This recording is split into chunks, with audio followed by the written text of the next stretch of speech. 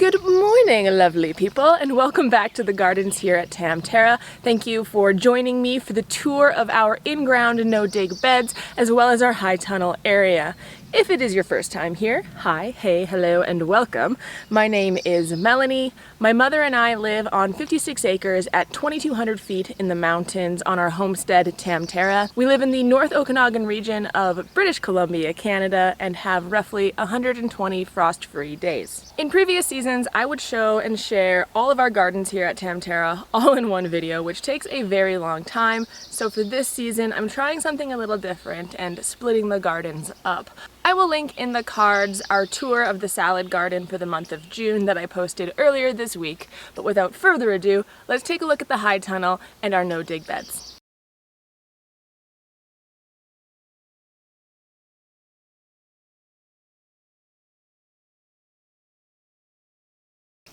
At the front of our high tunnel area, we have two containers full of ever-bearing strawberries. This is their first season in these containers, and I have seen quite a few strawberries, but unfortunately we've had a lot of chipmunk activity as well as birds, so I think I've maybe managed to eat one strawberry this year, so we're gonna have to figure something out. We also have a few ornamentals and medicinal herbs at the front. There is echinacea, daylilies. What else is up here? Oh, we have got basket of gold and butterfly bush, all of which the pollinators love, and it really brings them into the high tunnel area. Starting on this side of the high tunnel, we have our main crop tomato plants. There's a few different varieties, and I'll link to the video where I planted this out and discussed those varieties in a bit more detail. We are at the point where we're going to need to string these tomatoes up. They're just starting to flop over, and we don't want that, so we're gonna have to come out here, redo some of this boarding, and get an actual structural frame for a high tunnel roof set up, so then we can string the tomatoes off of the frame. Around the base of the tomatoes, I have direct sown a bunch of different plants. Here in the front we have bok choy, Thai basil, marigolds, nasturtiums, and really it just goes from there. We've got opal, dark purple opal basil, sweet basil, more marigolds, Genevieve's basil. I think down closer to the end I've even direct sowed some cilantro, a few different types of beets, as well as radishes and spinach. A few of the early girl tomatoes are starting to flower already. Up until now, I have been removing the flowers because they've been too short, and I've just wanted to encourage the growth of the plant before they started to bear fruit and produce. Plus, they haven't been strung up, so too much weight could be a potential issue. At the end of the high tunnel area on this one side, there are scallions. These are actually overwintered, and as you can tell, a little worse for wear. So we have been eating these quite intently for the last few days, and they're delicious. Obviously, there's going to be other crops going in here. I'm thinking yellow beets once I pull these up, or maybe just do another planting of scallions, but these have been quite delicious. In the containers just past the high tunnel, there are Alaskan bloom potatoes, a few cannabis plants, and a couple extra tomato plants as well. Down at this side of the high tunnel, we have a Minnesota midget melon to start, and then we start our national pickling cucumbers. There's about 6 plants here. There is 4 or 5 gorgeous heads of lettuce that we have been eating off for the entire spring. They've been delicious, and they actually were volunteers, so we didn't plant them. We've also got marigolds, a different type of basil, about every 4 feet. So here there's more sweet basil. There is some mammoth leaf basil, Thai basil, opal basil. We have transplanted a few calendula plants and direct sowed kale, radishes, beets, spinach down at that end as well. I think a little bit of arugula. Past the national pickling cucumbers, we have just some leftover cherry tomatoes and a glacier tomato. They're also starting to bloom. More marigolds, more direct sowed kale, and more basil. We also have a cucamelon, which I've never grown, and I purchased it at a market, so it seems to be doing happy. From this point on, there is a bunch of kohlrabi that I have scattered around, as well as some snap peas.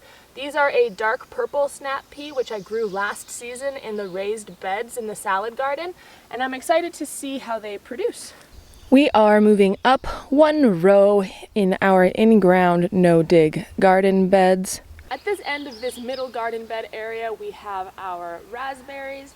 It's roughly like 4 or 5 meters in length and 2 rows. So there is quite a few raspberry bushes. And from the looks of it, we're gonna have a bumper crop of raspberries again this season. This is our first season with cattle panel archways or arbors or trellises, whatever you would like to call them, but this is really exciting. We got these in the ground just a week ago, and there are a few different things growing on them. On this first trellis, we have 3 spaghetti squash plants. We also in this garden bed have a red currant bush, which is actually appearing to be ready.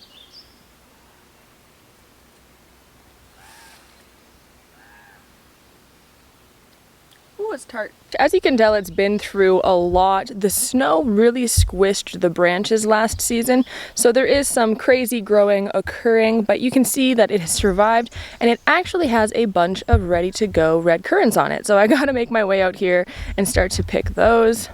Like I said, there is a spaghetti squash plant at the bottom of this trellis, and right behind it are 2 massive hollyhock plants. I'm excited to see what color those are because I've not actually seen them bloom. And then we move on right to our potatoes.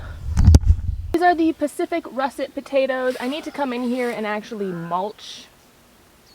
I can't decide if I'm going to use a straw or just some more compost, but we'll see. I also have just a few of these red noodle beans at the bottom of this trellis. They're not doing so hot right now. A few of them seem to have some rust or something happening, and I think it's because this grass has grown into their area. So I need to come out here, probably fertilize them, give them a deep water, and take some of the grass out of the way. We finish off this bed with a lovely rose bush. We've got a couple very big volunteer sunflowers and more medicinal echinacea, as well as some rhubarb. I brought you all along for planting out most of these garden beds, so it's nice to bring you with me and give you a little bit of an update on growth. We have the 3 mystery summer squashes that I've planted here, a few sunflowers, the cannabis plants start in this garden bed area as well, a bunch of gorgeous volunteer cosmos that are just about to bloom, I can see, all of this lovely chamomile, and of course the other side of this trellis is also loaded up with red noodle beans. On this side you can see just how much volunteer calendula is coming back, as well as the other side of the second trellis, which is 2 spaghetti squash plants. There are all of those gorgeous sunflowers and sorghum and amaranth growing. We also have summer savory, fennel, marigolds, zinnias, echinacea, calendula. What else is over there? And a bit further down this bed you can see we have 4 rapini and a few of the purple sprouting broccoli plants and parsley. I'll show you in the in-ground no-dig bed where the rest of the sprouting broccoli and rapini has wound up. These 4 or 5 plants are actually just extra that didn't fit in that area. We also have some beets coming up in this more shady spot by the plum tree. And this fence here is actually in place to house our golden pencil pod beans as soon as I plant them out from the high tunnel. We have had some pest issues in this area of the garden. This is the garden bed last year that I had either a rabbit or a gopher or something come in and just decapitate all of my beets right when they were ready to harvest. It was one of those situations where you make a mental note when you're walking in the garden saying, oh, I should come out and harvest beets tomorrow. I came out to harvest them and lo and behold, they had all been eaten. It was very sad for me, but this is why I have a few fences like this, as well as chicken wire protecting the bean starts at the ends of the trellises, just to make sure they're all extra safe. Just on the other side of this black fencing, I have direct sowed more sorghum. There's some cosmos, calendula, beets, zinnias, and I also think I tossed in a bunch of dill, so we'll see how that goes. Now, I introduced this tour saying we were taking a look at the no-dig in-ground beds, and I kind of forgot that there's 2 raised garden beds in this area as well. I also feel a little silly when I preface with no dig because I don't dig any of the garden beds. We don't till. The only time anything is dug is when we're taking out root crops like potatoes or beets or rutabagas. But other than that, these aren't disturbed. They've just been top dressed. So whether we're in raised beds, in-ground beds, whatever beds, it's all no dig. In this raised garden bed, we have 2 rows of different types of beets. I think there's a Chioggia beet, which is that really awesome red and white stripy one, as well as some cylindra. There's a few carrots on this side, a massive 4-year-old sage plant that just thrives. Good boy, Rip. Stay there, buddy. It's the summer and we have a dirt road that we live on, but there's a lot of motorbikes that come past and they have to drive so slow on that dirt road that it tests Ripley's resolve to stay on the property. So I always like to engage him in some conversation while a motorbike passes. In the back of this garden bed, there are 2 butternut squash plants. I love to grow squash as vertically as possible, which is why I'll plant them up against this fence, and then I just toss them over the fence, and then toss them back over. And while it's not so neat as a trellis like I'm growing the spaghetti squash on, it definitely keeps the fruit off of the ground, and I have found that that helps exponentially with keeping your squash overwintered. Besides all of the weeds, there are 2 rows of carrots, a row of beets. I believe these ones are boro beets. And again, like I said, there are 3 Reno squash in the back of this garden bed. I will also be draping them over this fence. If you have the opportunity to have plants growing vertically, it's not only a great space saver, but for winter squash in particular, it does wonders for having them overwinter because they don't have any of those softer spots that happen from growing and laying on the ground. I would definitely, even if you can just get it up on like a pool ladder, I'll show you what we have for some different trellising options, and maybe I'll do a video on it later, but vertical growing is great not only for saving space, but also for preserving the harvest you're growing. With both of these garden beds, there are little fences around them. That is to help deter rabbits or pests or whatever has been getting into these garden areas, as well as my mom's cat Smudge. She's been starting to adventure out in these areas. Forgot to mention that at the back corner of both of these raised beds, there are sweet peas growing. So while the squash take up most of the room on the fence, I'm hoping that I'll have some pretty nice and very aromatic sweet peas growing there as well. In this little perennial corner, we have so many massive volunteer sunflowers. It is always incredible to me to see how well volunteers do compared to what you plant. These things are huge. We have some valerian in the back that is in full bloom and smells absolutely delicious. It smells like, almost just like a rose. It's crazy. This is the perennial black-eyed Susan. I'm absolutely in love with these. There is some, oh, hiding in here, there's some echinacea. It's probably a little squish, but that's okay. Massive oregano plant, yarrow back there. This is lovage. It's also in full bloom. Oh, and there's also a butterfly bush. This area is literally just for pollinators and for some herbal, medicinal tea magic.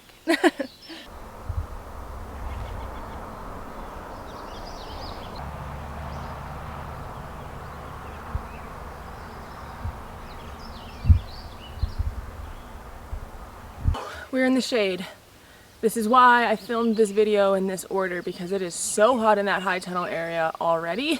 It's not even 10 a.m. yet, but my goodness, at the end of June, that summer heat really kicks in. Hey, Ripples. We are in the area that I often and probably still refer to as the potato patch, and that is because the first 2 seasons of this no-dig bed existing, I grew potatoes in it. This is the first season that I'm growing everything but potatoes in this bed. I wanted to give the soil a bit of a break, as last year's crop had some signs of disease. I'm not sure what it was. the potatoes were still edible. I'm assuming it was something like scab, and it was mostly on the potatoes that were volunteers from the season prior, so I'm hoping that I'll give it a season or two break.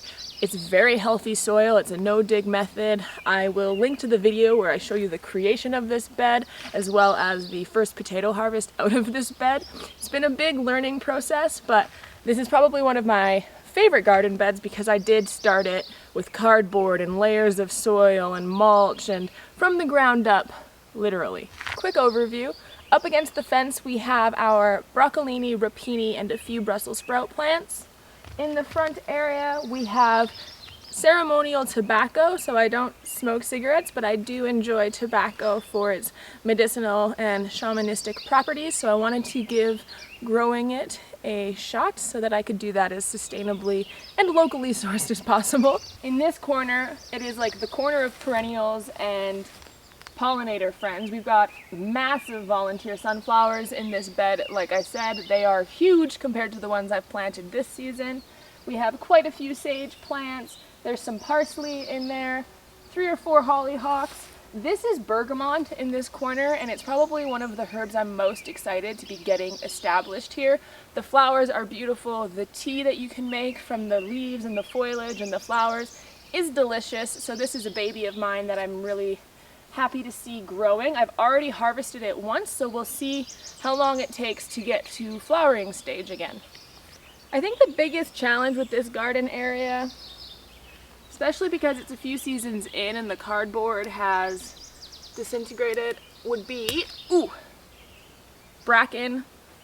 It's easy enough to remove, but it is so persistent that it's been like 2 full seasons of me pulling it out every single day. Literally every single day. If it rains once, it just takes over. Right here in about a 4-foot stretch going down this whole potato patch, we have 3 varieties of leeks. There are musselbug giant leeks.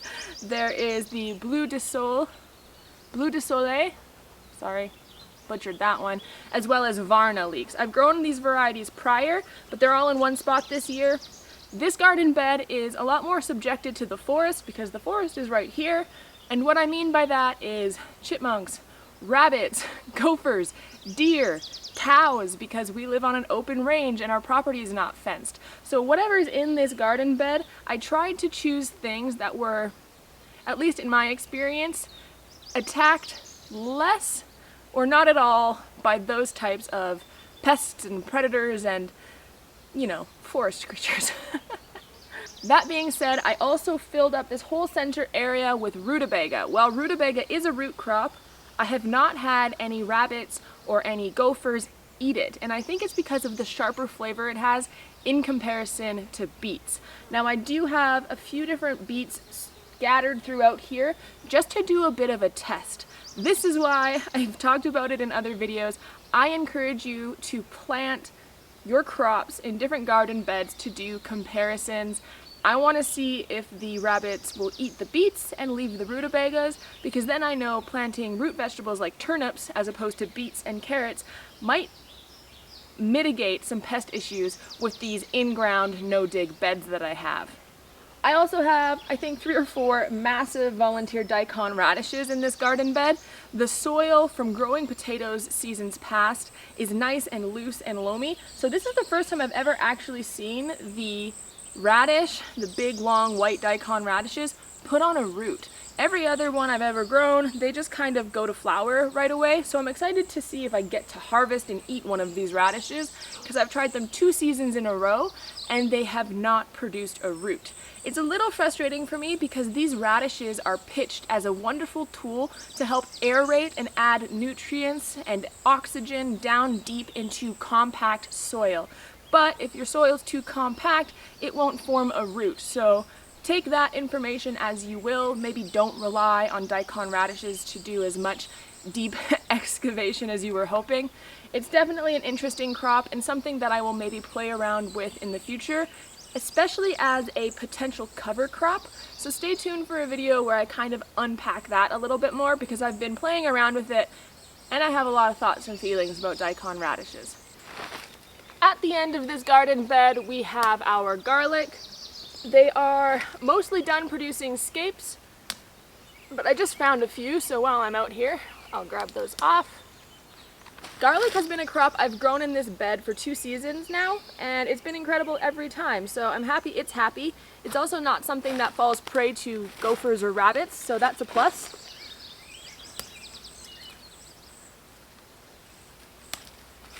I saw on Instagram the other day that someone didn't know you could eat garlic scapes, and that's a travesty. So in case if there's anybody who watches my channel or this video, you can eat these, and to be honest, they're one of my favorite parts about growing garlic. I put them in stir fries, I ferment them and eat them sort of like a pickle. They've got a mild garlic flavor.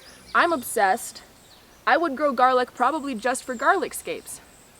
However, take them off so that your bulbs will actually bulb up, but yes, you can eat garlic scapes and they are delicious. This is a new little addition to the garden area. We cleared this area out, put tarps down, and this is an old Rubbermaid container that has cracks along the bottom and therefore we can't use, so we filled it up with soil and I planted 2 little pumpkins in here. The variety is Baby Pam. So I got 2 pumpkins in here. They're actually doing really well, I think, out of all of my squash, which is interesting because they were the last ones that I transplanted out. So this is a new area. I often say that we're not going to add any more garden space, but the main reason we did this is because we wanted to take away some hiding spaces and habitat for things like gophers and rabbits to make it into our main cultivated garden area. So by taking out the bracken and the rose bush and the baby trees along this fence line, it's to mitigate the rabbits and gophers and everything, being able to make it close to our gardens with cover, basically. So while a rabbit will still cross a field, it would much rather scurry through bushes and such. So this is just how we try to live in tune with nature without having to trap and kill and do all other sorts of pest management, but also protect our crops. So we take away their hiding spaces, we open up the bottom of the forest floor. It also kind of happens to help with forest fires, so it's very multi-purposed when we clear forest floors and lift up the lower branches, keeps things tidy, protects our crop, and that is essentially why we did this area. And when you have the space, you may as well grow in it. Our intention is to drape and grow these pumpkins over this pool ladder. We've had the pool ladder for many years and Mom has been quite excited about the opportunity to grow squash over it. Like I said, we use a lot of different trellising methods and maybe I'll do a video about it, but this is one of the ways that we can keep the pumpkins off of the ground. I also chose a variety of pumpkin that was small enough to become ripe and finish its growth cycle on the vine within 120 days. Unfortunately, I have tried to grow pumpkins that are massive here, and my season just is not long enough. Hello, Robin. Bye-bye, Robin. Another perk to having a smaller pumpkin is that we can grow these plants up trellises and not have to support the fruit. If I pan you all over, you can have a little quick sneak peek at the compost area that is being developed. Of course, we're far from complete, but this is a drive-through area where we can take our quad or trucks and dump compost. It is quite a large area, and that is simply because we compost not only garden waste, but also forests. Forests of underbrush and trees and massive piles of bark. So all of these things are useful. We don't like to waste, so we have different piles for different types of sticks and bark, and Mom's quite organized when it comes to that. So of course I will keep you guys updated for videos and kind of our systems and methods as we develop them, but this is a bit of a sneak peek. This whole area is what we consider the in-ground beds and the no-dig beds. Even those 2 raised beds definitely get lumped into that category because they're further away from the house. Because these gardens are further away from the house, we tend to grow more like crop market long-term varieties of plants. What I mean by that is you have one harvest off of garlic. It grows all season in the same spot. You harvest it and then it's done. And that's why it's so far away from the house, because I don't need to keep picking it other than garlic scapes. But there's nothing to be done with garlic. You make sure it has water and you harvest it once. Same thing with the leeks. Same thing with the beets and pumpkins and squash and all of the stuff in these in-ground beds. The exception being the high tunnel where we grow our tomatoes and cucumbers. But we don't need to visit these kind of more market-style crops that have one harvesting period as much as we do with the things that we're growing in the salad garden, like pole beans. Pole beans, they need to be continuously harvested or they're going to not produce as much. So that is a bit of the zoning conversation that people who work within the constructs of permaculture try to practice. For me, I just kind of call it common sense, which is a lot of what permaculture principles are. If you think about it, you want to have the stuff you don't need to visit farthest away from you. So those are the principles and the direction we're trying to move in here at Tamterra. But that being said, there's some things in this potato patch, or this old potato patch, that I have to continuously harvest, like the rapini and the sprouting broccoli, but they're all in an easy accessible space, and I know they're over here. So it really, they're more like guidelines, to quote my favorite Pirates of the Caribbean movie. The rules are more like guidelines. Thank you for joining me while we toured the no-dig in-ground beds and the high tunnel for June 2023. I love doing these tours because it gives me a reference point to compare to throughout the seasons. I will link in the cards above so that you guys can take a look at the June garden last year, because it's a big difference. Different layouts, different varieties, but also just the weather. It's always a fun way to record progress and changes. And if you're growing a garden, I would highly encourage you to take photos or do videos so that you can have that same kind of scrapbook and memory book available to you. Remember to hit that subscribe button, turn on your post notifications so that you can be notified whenever I share a video with y'all. As always, may the force be with you. I'll see you very shortly with another video. Bye-bye for now.